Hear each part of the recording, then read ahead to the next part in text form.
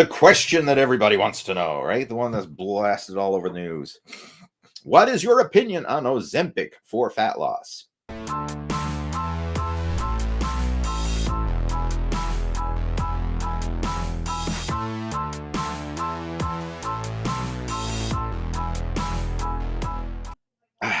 That's a good question. And there is a time and a place for something like this.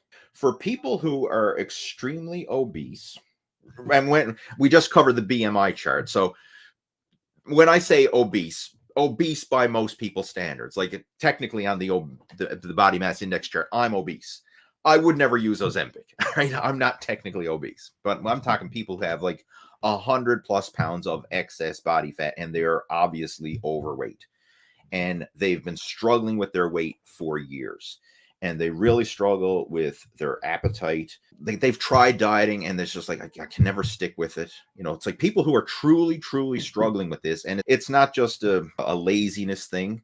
Because let's be honest, we all know people who, hey, I want to lose weight, I want to get in shape. And they talk a big game, but they don't do diddly squat. They do not try to improve their eating habits. They're still drinking sugary soda pops. They're not exercising. They're not even going out for a walk.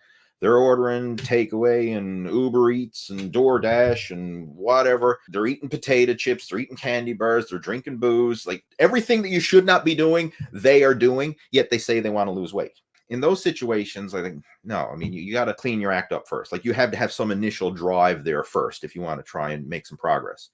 But if people are truly trying and still struggling, then this is where Ozempic, I think, can play a role.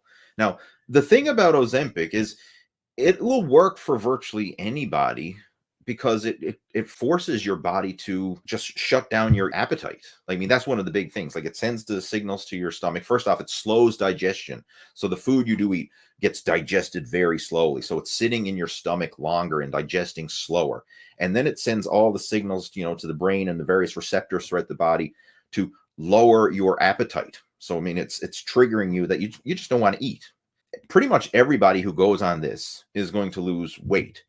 But the problem, and this is the big problem, is it's only a quick fix solution. Because if you just have a short-term appetite suppression while you're on this, as soon as you stop it, if you go back to your old habits again, you're going to gain the weight back again. You're going to go right back to where you were.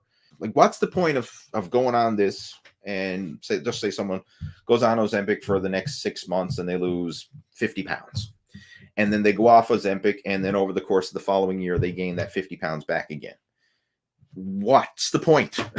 Right? They just wasted all that money and went through all that hassle, ultimately for nothing, because they're right back to square one again.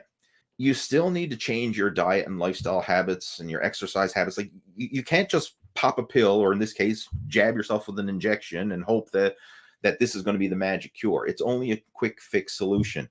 Now, it can be a crutch to help somebody to develop those habits initially, because if you're not hungry, it's easier to start making some better food choices because you're not having these uncontrollable hunger cravings. So if you start implementing better eating habits while you're using it, hopefully some of those eating habits will stick when you stop using it. And then you can kind of maintain some of that progress. Another big problem with this is if you're eating a lot of processed junk food, let's say, like you're eating the standard American diet, which is just, you're not following any specific nutrition protocol. You're eating just whatever you want, which is usually high in carbs, high in fat, low in protein. And you go on this and you have suppressed appetite. So you just eat less of the not so good food. So you're still eating crap, processed foods, high carbs, high fat, low protein, but just less of it. Because of that, very often people develop nutritional deficiencies and they lose a lot of lean muscle because most people are not consuming adequate protein anyway. And then if you go on this and your appetite is drastically reduced, now you're consuming even less protein. A lot of the weight that's lost is lean muscle, especially if you're not exercising, you're not placing stress and demands on the muscle. You're just in a massive calorie deficit. The weight's going to come from body fat. It's going to come from lean mass. And then this is really setting you up for disaster, because if you lose muscle, then that's your metabolically active tissue. Muscle is speeding your metabolism up. So let's just say you lose 50 pounds on Ozempic, 30 of it is fat and 20 of it is muscle. And then you go back to your old eating habits. Now you've got 20 pounds less metabolically active muscle on your frame, and you go back to your old eating habits, you're going to regain that weight that much faster. And now you're going to be fatter than ever with less muscle on your body. You'll be over fat and under muscled, and it's just setting you up for disaster. So it could really go haywire.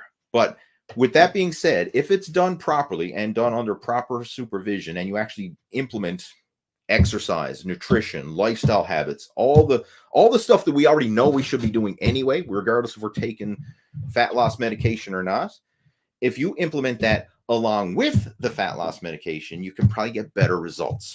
And it might be the crutch that somebody needs to kickstart them, and the extra assistance, so to speak. And it could help in that situation. So I'm not pro or con or for or against or whatever. It depends on the situation, but I can see the benefit of it. And I know people who have used it and have gotten good results with it. But you got to think of all these things that I just shared. It's just because you're getting quick short-term results while you're on it, what happens when you go off it? I mean, if you go back to your old habits again, you're going to regain the weight back again. And this applies with any type of fat loss program. Like, let's say you went on a ketogenic diet or a intermittent fasting diet or whatever, and you lost a bunch of weight. And then you say, okay, the diet's done. I lost the weight. And then I go back to my old eating habits. If you go back to doing what you did while you were fat, you're going to get fat again. You have to create new lifestyle habits. And without that lifestyle change, meaning improved eating, improved exercise, improved healthy lifestyle habits, the medication, it was only a short-term temporary solution, right? It's not going to create lasting change. It's a double-edged sword. There is a time and a place for it, absolutely. But you need to take it serious, and you need to still implement those changes regardless. So what you just seen there was a video clip that was taken from my last live stream Q&A that I host every Friday over on the Total Fitness Bodybuilding YouTube channel. So we go live at 5 p.m. Eastern Time every Friday, and we discuss anything related to fitness and nutrition, health and wellness. So if there's any specific challenges with building muscle, losing fat, improving your health, improving athletic performance, regarding your workouts or your nutrition or supplementation, or in this case, even medication, feel free to join in on the conversation, and I'll do the best I can to help you out over the course of our video chat. Now, if you want to go and watch some of the replays, they're posted up over on the Total Fitness Bodybuilding YouTube channel as well. I'll have a link to that down in the description below, so if you want, you can go check that out. And if you would like to get a copy of my Ripped After 40 PDF, which explains the habits and lifestyle and the realistic action plan to lose body fat, build lean muscle, and maintain a healthy physique in your 40s and beyond, then you can download a copy of that for free. The link down in the description below. And if you haven't already done so, make sure to subscribe to the Total Fitness Bodybuilding YouTube channel, because I have over 1,000 videos here covering health and wellness, fitness and nutrition, workout tips, and a whole bunch of goodies for you. So if you're looking for getting in shape in your 40s and beyond and sustaining it as a healthy lifestyle, you've come to the right place. So I'm going to clue it up, and I look forward to seeing you on one of our next live stream video Q&As. Take care. Over and out.